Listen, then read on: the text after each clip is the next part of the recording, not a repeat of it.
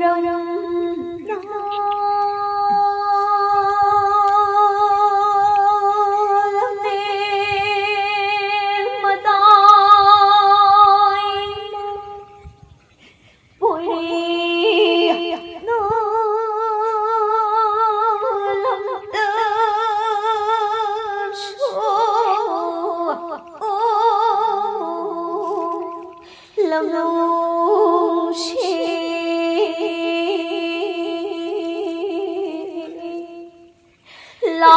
dị bọc thân ngon loktak lời trên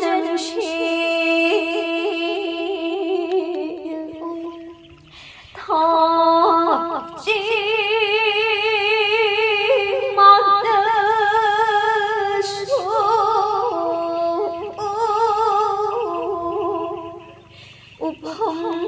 ôi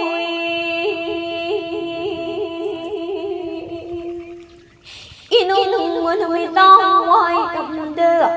chiếc gió đưa chẳng